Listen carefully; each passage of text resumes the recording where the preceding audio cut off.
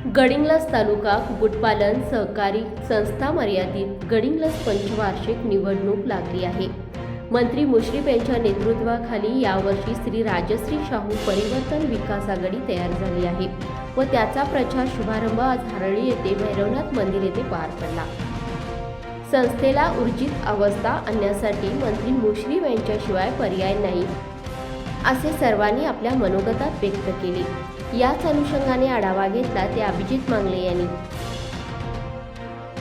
तालुका कुक्कुटपालन सहकारी संस्था मर्यादित पंचवार्षिक निवडणूक नुकतीच लागलेली आहे। त्याच अनुषंगाने आज श्री राजश्री शाहू विकास आघाडीचा प्रचार शुभारंभ हरळी येथून सुरू झालेला आहे। या अनुषंगाने आपल्यासोबत स्वतः माजी जिल्हा परिषद सतीश पटेल आहेत। माजी साहेब, कोणता दृष्टिकोन घेऊन ही पॅनल आज निवडणुकीला सामोरं जात आहे? खऱ्या अर्थानं ही निवडणूक बिनविरोध व्हावी याच्याकरता आम्ही सर्वच मंडळी प्रयत्नशील होतो, जेणेकरून ती संस्था आज ऊर्जित अवस्थेमध्ये आहे आणि ती ऊर्जित अवस्थेत असताना ही निवडणूक लादली जाऊ नये किंवा ही निवडणूक होऊ नये आणि सामोपचारानं मिटावं आणि बिनविरोध व्हावं अशी भूमिका ही सर्वांचीच आमची होती। पण समोरच्या बाजूनं तसा प्रतिसाद काय आला नाही।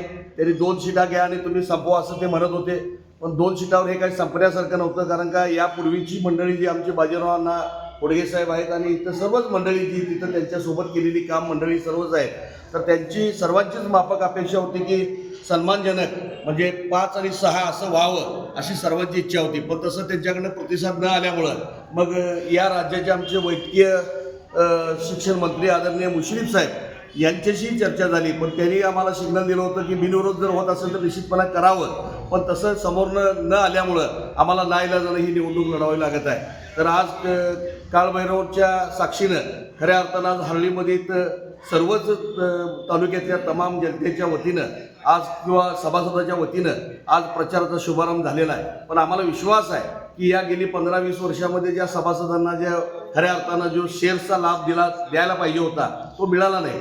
त्या पूर्वीच्या काळामध्ये बाजीराव अण्णांच्या नेतृत्वाखाली त्यांनी महिन्याला 30 अंडी 2 पक्षी देत होते आणि सभासदांना त्याचा निश्चित मोबदला मिळत होता, पण आज तसं जर बघितलं तर मोबदला 0 आहे। आणि म्हणून सभासदांची सुद्धा इच्छा आहे की सभासदांच्यामध्ये सुद्धा एक उठाव आहे की ही सत्ता निश्चितपणे पुन्हा आम्हाला लाभ देणाऱ्या माणसाकडे जावं अशा पद्धतीची भूमिका सभासदांची दिसून येते। आणि म्हणून आज सगळ्यांच्या तोंडातून येत आहे की बाबा निश्चितपणे आम्हाला शेअरचा लाभ मिळावा याच्याकरता हे पॅनल आपलं राजश्री शाहू आपलं परिवर्तन आघाडी जी आहे ती निश्चितपणे निवडून यायला कोणतीही शंका असणार नाही, कारण का आज सभासदांचा आमच्या मागं जनरेटा आहे आणि निश्चितपणे भरभरून मताने निवडून आणतील आणि कबशी चिन्हाला मतं मारतील असा आमचा विश्वास आहे। धन्यवाद।